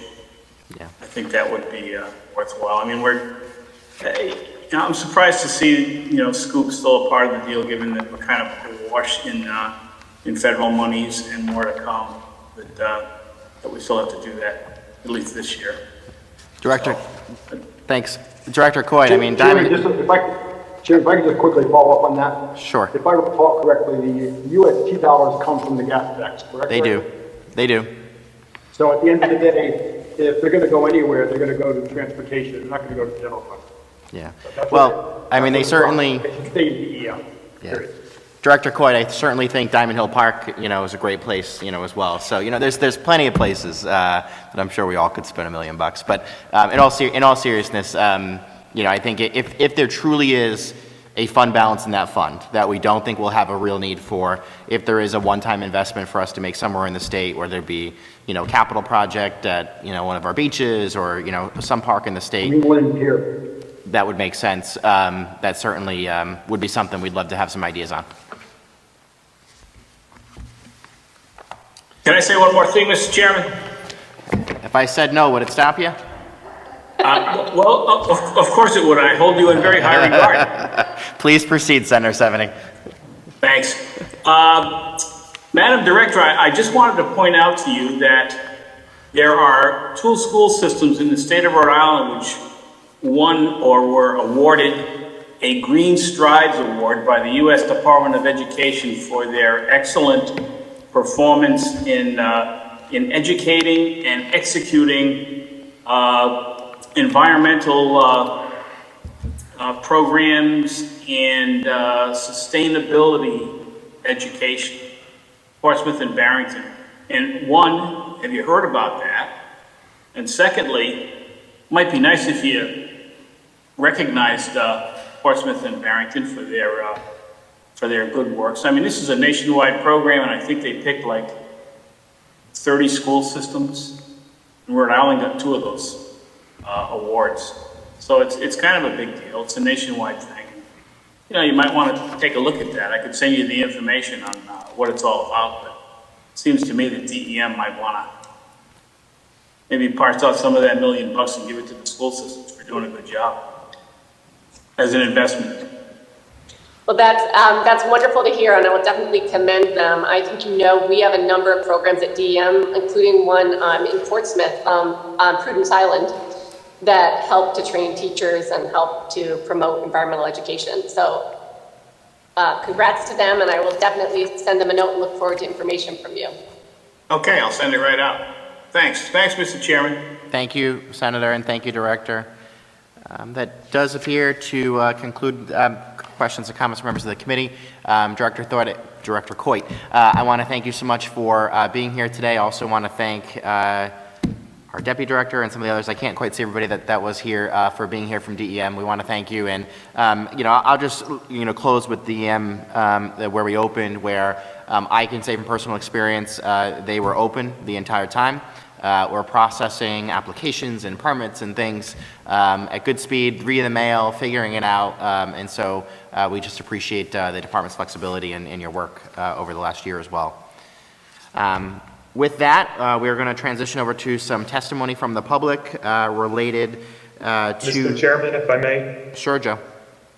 We did bring with us Kathy White, representative from the Department of Health, to testify on a component of Article 10, if you're interested or if anyone has any questions. Happy to. If Kathy's here, we're happy to hear from her. Great. Well, thank you, Mr. Chairman and committee members. I'd like to talk a little bit about the creation of the dockside program, which is part of what is in Article 10. The idea is to support the surf clam industry. The legislation would amend Section 2114.12 of the general laws, entitled Shellfish Packing Houses, to authorize RIDOH to create a dockside program pursuant to the relevant sections of the National Shellfish Sanitation Program Model Ordinance. Licensed surf clam processors would be permitted to harvest, land, process, and package surf clams from federal waters which are not tested for biotoxins. As of April 19th, 2019, the National Marine Fisheries Council, in conjunction with some other federal agencies, closed a large part of the fishing grounds commonly used for harvesting surf clams in the Atlantic in order to protect some specific marine species.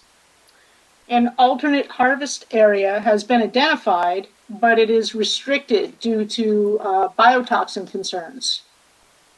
There are provisions in the NSSP model ordinance for harvesting in areas associated with biotoxins. However, the provisions are complicated, costly, and labor-intensive for both the state and for industry in order to implement and sustain. In order to land surf clams from federal waters in Rhode Island, there would have to be a dockside program developed. Permit fees would cover dockside sampling, sample transportation, lab equipment, lab personnel, lab supplies, any administrative time for monitoring, documenting, and reporting information pursuant to the ordinance.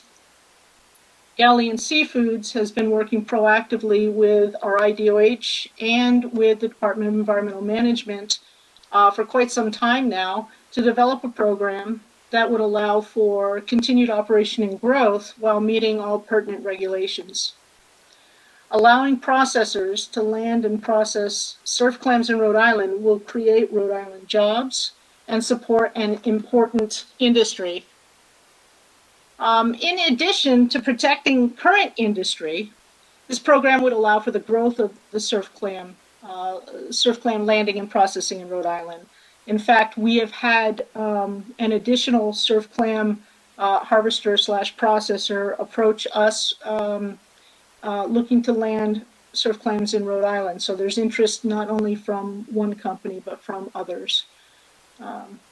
In summary, this is a winning proposal that benefits Rhode Island businesses, the surf clam industry, and the communities where they're located, while remaining competitive with other states and developing an innovative program. So we hope that you will consider it. Thank you for your time and attention. Thank you so much for this. I appreciate it. And I guess just one question on that. If we were to do this, talk to me about exactly how the testing would be done. So I know we're calling it a dockside program, but can you give me a little bit more of a description of like, Sure. you know, we really pulling up and we're checking the shellfish as it comes up. How does that process actually work? Yeah, so it's interesting, and it's very prescriptive in the model ordinance that we're required to follow. Essentially what happens is while the fishing boats are at sea, they're transmitting data back to us and to the FDA actually about their locations, because there are screening testing that's required while at sea. So there's two types of testing. Like I said, there's onboard screenings at sea where they actually harvest some, make a homogenate test with kits on board. All of that training has been done by the FDA already for Atlantic Cape Fisheries Galilean. So when they land, what happens is by regulation, they need to let someone, a sampler, know at least 12 hours in advance that they're coming in. So when the boat lands, it might have, say, 100 cages of surf clams. These cages are quite large. We're talking, you know, potentially hundreds of thousands of animals. When they land, there is a sampling plan that's been approved by the state and by the federal government, both by NOAA and the Food and Drug Administration, that that sampler will have to sign off to say that, you know, animals were pulled from certain places within the hull where the cages are stored. And then all of those animals right now, without this permit, would have to be packed up and transported to a laboratory in Maine. There's really only 2 laboratories that I know of in the country that do this type of testing. So they'd be transported to a laboratory in Maine where they do the test. Generally, the tests are somewhere between $400 and $600 a sample, and the transportation costs are over $400 just to take the samples up there by courier. If we are able to institute a dockside program that's, you know, sort of like what we've envisioned, where the state can do the sampling, we can do the testing at our state health lab, we can do the transportation and that sort of thing. Our state health lab had been working, and I believe either has received approval or is very close to receiving approval to do this particular type of testing. And that's a really good thing because, as I say, there's only a couple in the country that can do this. So, you know, I guess the way we're envisioning it is an RIDOH inspector meets the boat, follows the sampling plan, witnesses the sample, signs off on the sample and the chain of custody, brings it to our state health lab. Our state health lab tests it for saxitoxins, which is a toxin that causes paralytic shellfish poisoning. And then what happens is the company can take all that product to their processing plant in Bristol, but they cannot release any products made with those surf clams until the tests all come back negative and we release them. So there's a lot of interaction with this program between environmental management and Department of Health, the Food and Drug Administration, and also NOAA. And it's all very prescriptive in this model ordinance, which we have adopted and we follow for regulations. Great. Okay. Thank you so much for that information. I appreciate it. Are there any questions, Senator Seveny? Thanks, Mr. Chairman. Yeah, I think we heard about this program a couple of years ago. And as I recall, if you eat one of these painted clams, it can kill you. Is that true? It is true.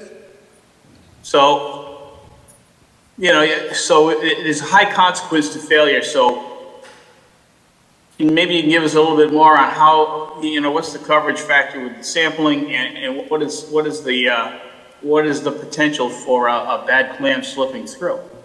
Yeah. That I might eat.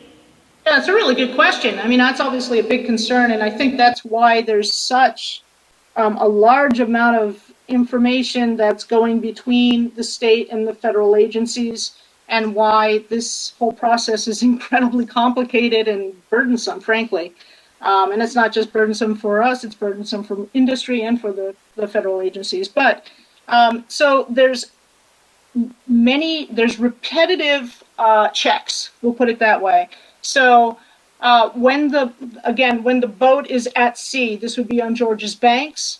When they're at sea, they're transmitting information back to us, and we're transmitting that to FDA and NOAA.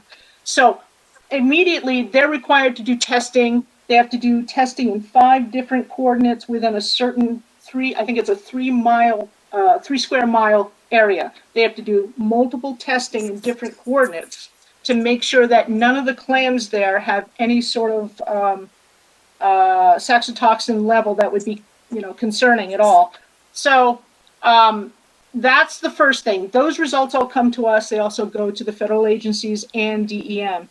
Now, interestingly enough, if something did come back positive from those screening tests, that sets off a whole chain of action between the information would go to DEM and DOH. We would call in NOAA, and we would call in the Food and Drug Administration. Those clams would be basically confiscated and disposed of. So there's a lot of things that are set in place. And I should correct myself. Those clams would be tested again for confirmatory results. And if they were positive over levels that were safe, then they would be disposed of, destroyed. Now, the other part to this is that as they're out at sea and they're transmitting all this information back to us, and they're also developing this vessel log, and it's got, 20 or 30 different types of information, everything from the temperatures at sea and the air temperatures to how many surf clams they've got, how they're storing them and where they're storing them and how many cages. So we've got all that information. So say they've done the screening test and everything has come back negative, they come in, we go through it all over again. And this is another reason another reason why we would like to be more involved in the transportation and the testing, to make sure, even though we trust the certified lab that they're using in Maine, we'd like to make sure, using our state health lab, that that these results are confirmed and that everything that we have is safe. And then the last thing is that if there was a positive while out to sea just on the screening results, then what happens is NOAA broadcasts to every other boat in the area. I mean, and again, I can't tell you within 50 miles or 100 miles, but any other fishing boat in that area is stopped from fishing. So there's a lengthy procedure for keeping tainted clams or any other type of animal from consumers. So, I mean, that all sounds pretty good. So let me ask you this. When's the last time somebody died from eating one of these clams? Yeah, that's a really good question. I mean, there has been in the Georges banks. I don't know of a positive screening. Now, that may not mean a lot because I'm not out there and I'm not seeing the results of everybody else who's ever fished out there, but I don't know of any positive screening out in that area. That said, there are historical, outbreaks of both saxitoxins and other types of shellfish poisonings, like domoic acid, for instance. There are documented instances where people have either gotten very sick or have died.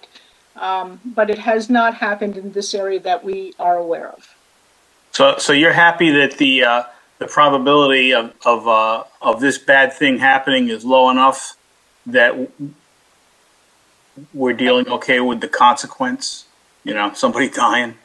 Yeah, it's interesting in public health. What we do when we look at these things is if there is the possibility or even a probability of if I eat something and I'm going to die because it's a horrible thing, like whatever, botulism or anything else, then the level of concern and the level of protection goes sky high. Obviously, if it's something where I'm going to eat it, I'm going to get a stomach ache, we're still going to try and prevent that, but we're not going to be as concerned. But yeah, where there is the possibility of severe illness and death, the levels of protection are really, really high. So you're satisfied with the level of risk mitigation to make sure that the consequence doesn't. Yeah, and I wouldn't say that from what I know on myself, but I am in discussions with the Food and Drug Administration with their seafood and shellfish safety team. I mean, these are scientists who have worked on this for a long, long time. So all these decisions and regulations have been made in conjunction with many, many very much more knowledgeable people than me. So yeah, I feel comfortable with it. I do. Okay, thanks. Thank you, Senator, and thank you, Catherine. Are there any other questions? Okay. Hearing none. Catherine, thank you so much for bringing this to us and sharing your knowledge on this. I will admit I learned something new today. So any day that we come up here and we get to learn something new, that's awesome. So thanks so much. We appreciate it. We, I believe, have now concluded administrative testimony, Joe, if I'm correct, and we are going to proceed to public testimony. Yes, thank you, Chairman. Great. We have several individuals signed up to testify. The first individual signed up is Topher Hamblett from Save the Bay in support of Article 6, Section 8. Topher, welcome to Senate Finance. Thank you, Chairman Pearson, and good evening, members of the committee. You've just heard a lot about DEM and shellfish, but I want to circle back to the beginning of the hearing and to express Save the Bay support for the CRMC penalty increases that are in Article 6, Section 8. And just to provide a little bit of context, the CRMC is a remarkable agency. They have just about 30 people or so administering a program for 420 miles of coastline, and that staff does a great job. I also want to thank the leadership of the staff, Jeff Willis and Jim Boyd, for their work. They do great work under very challenging circumstances. In terms of the penalties themselves, the current levels of penalties for violations of the coastal program are inadequate, and as you heard, they have not been updated for about 25 years.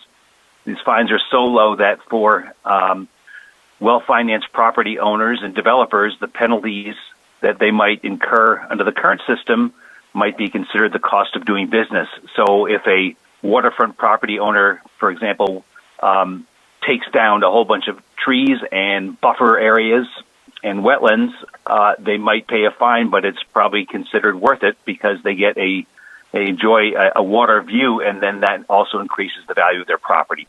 So increasing the penalties to the levels proposed by the administration provides a much more real deterrent to violations of the coastal program.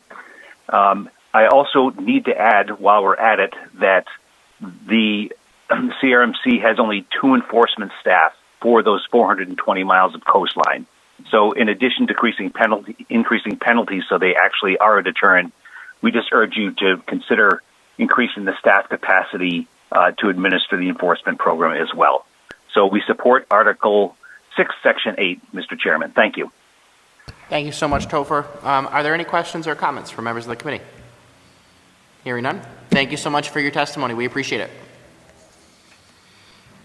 Next testify is going to be Sue Anderboys from the Nature Conservancy in support of Article 7.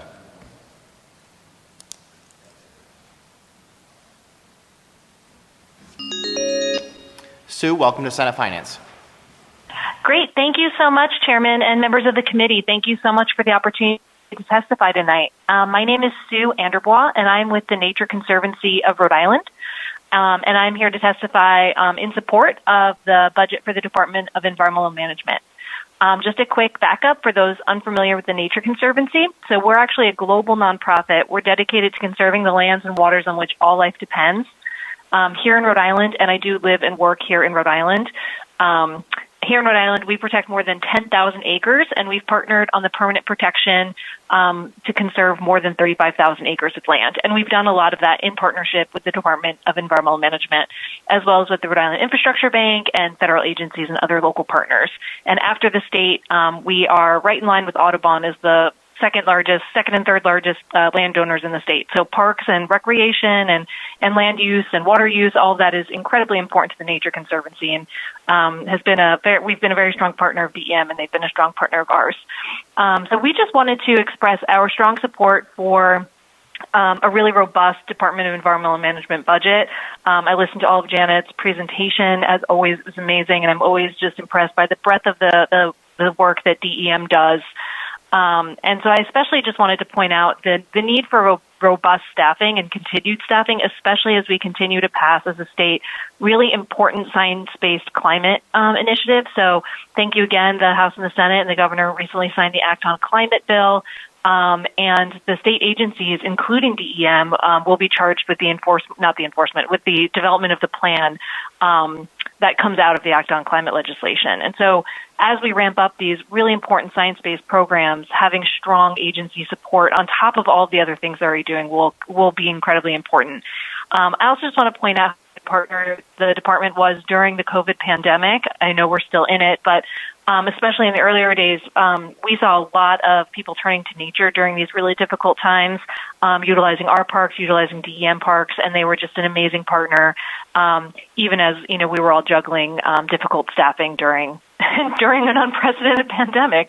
And I just want to point out, Janet already walked through all their programs, but the other things that's just so important that they do that we really rely on them for, so the protection of our parks and beaches, monitoring and enforcement, the promotion of farming and fishing, and we just heard from the wonderful Kathy White talking about our shellfishing and how we expand shellfishing, dockside sales here, and really just their important roles that they're playing in both climate resilience and adaptation. So really just wanted to express our strong support for this, and I'm always happy to follow up for any questions or any ways that the Nature Conservancy can help Senate Finance. Thank you so much for your time. Thank you. Are there any questions or comments? Hearing none. Thank you so much for your testimony. Next testify is going to be Megan Lapp with Seafreeze Shoreside in support of Article 10.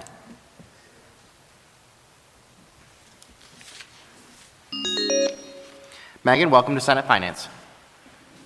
Thank you, Mr. Chairman, and thank you, members of the committee, for letting me speak today. My name is Megan Lapp, and I'm the General Manager of Seafreeze Shoreside, a major fish plant in the Port of Galilee.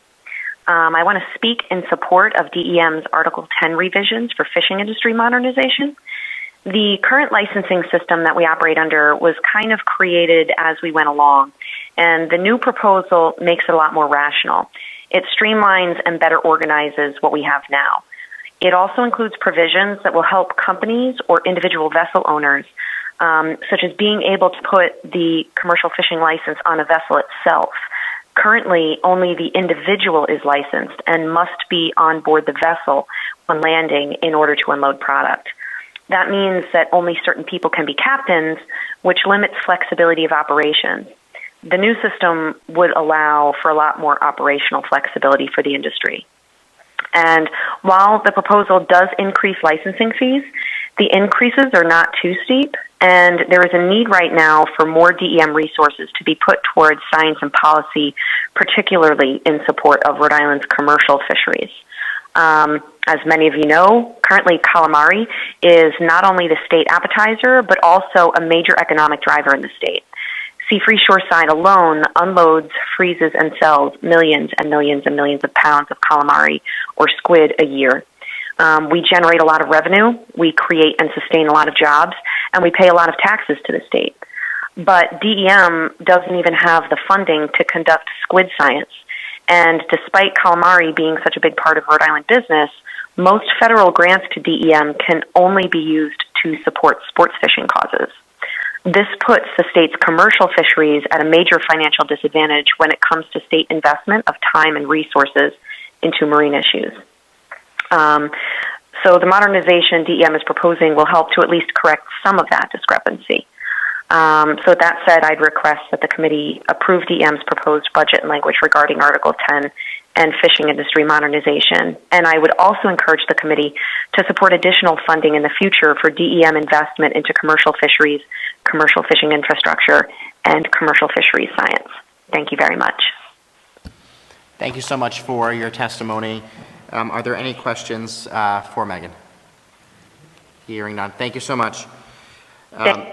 Next testify is going to be Ryan Clark with the Town Dock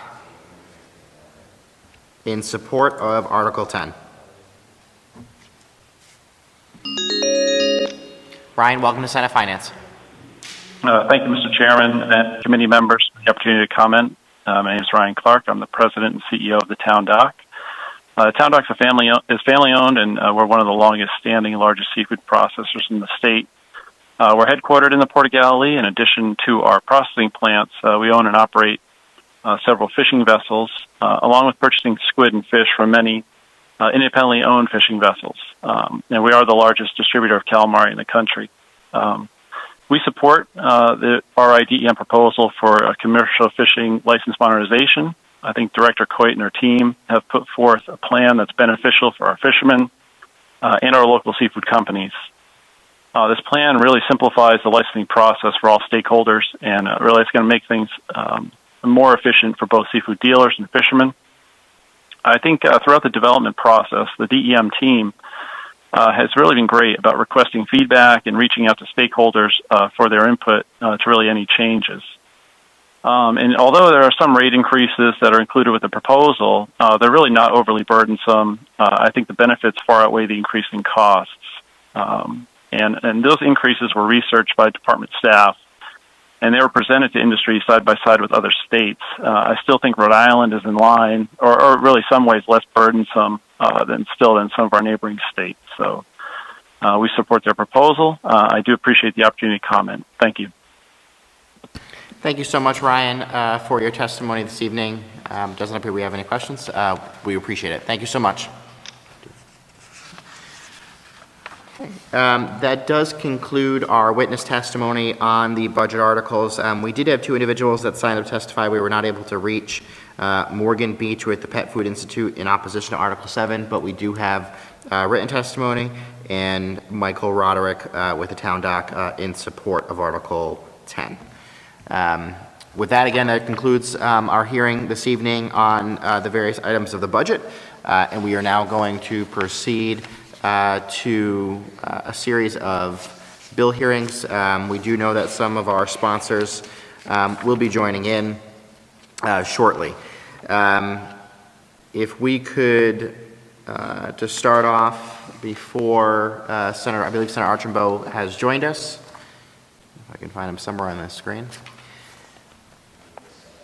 Got him. And Senator Archambault, welcome to Senate Finance. Before you begin, we do have a substitute A. Senator Sosnowski moves that we indefinitely postpone Senate Bill 364 and bring before the committee 364 sub A. Second by Senator DePalma. Clerk, please call the roll. Chairman Pearson. Yes. Senator DePalma. Yes. Senator Felag. Yes. Senator Paolino. Yes. Senator Acosta. Yes. Senator Cano. Yes. Senator Murray. Yes. Senator Seveny. Yes. Senator Sosnowski. Yes. 9 in favor, 0 opposed. Thank you, Mr. Clerk. The Sub-A is now properly before us. Senator Archambault, welcome to Senate Finance. Thank you, Mr. Chairman, members of the committee. Thanks for having me. So the genesis of this bill came from empirical experience, life's experience. I grew up on a dairy farm. My dad was a really kind, hardworking guy, worked 7 days a week, never had much money. Whatever he had, he gave to the family. He was a perfect role model. Never hit me, never came down on me. And he was a dairy farmer. He just had 50 head of Holstein cattle. Those are the black and white milk cows. And it's incredible hard work. Well, my dad passed when I was a young guy, and those cows are long gone.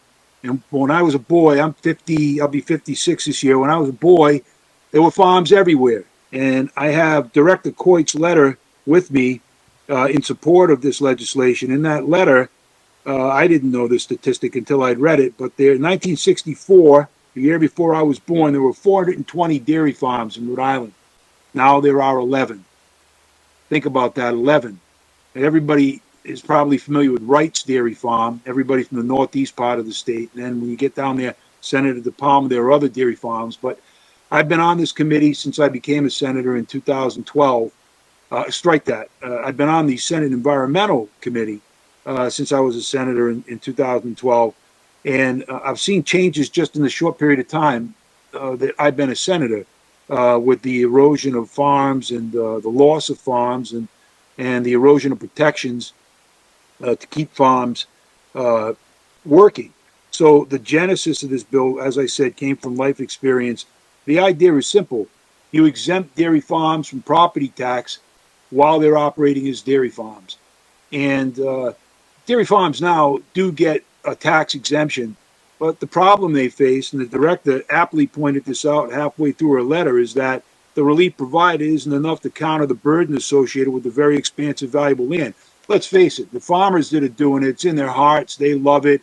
Chair Sosnowski is a farmer. She lives for it, loves it. I was talking to her the other day about she and her husband, how much farming means to them, and how her husband will never stop farming, God bless him. So if it's in your blood, it's in your blood. The problem is multiple generations, right? You get to the next generation, the third generation. They don't want to farm. They want to develop the land. Now the land is very valuable. Before you know it, there's a project coming in with house lots, and the dairy farm goes the way of the dinosaur. I don't want to see that happen. So the idea is to exempt the property from tax. And again, it's not a huge number. There was a fiscal note done on this. It's a smaller number, smaller than you might think, but it keeps the dairy farmers in the game, gives them an incentive to keep farming, and takes the burden off their backs of having to meet the property tax on top of the other expenses that they have.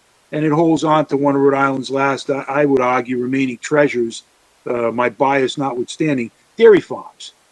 So anyways, that's where the bill came from. Now, Tom Papa was involved in helping to work on this. There were some changes made. Without Lisa Cloutier, this bill never would have happened. I had the idea, but she put together the framework, and it's going through some changes. But right now it holds the support of the DEM and Tom Papa's organization, and I'm sure the dairy farmers are on board with it.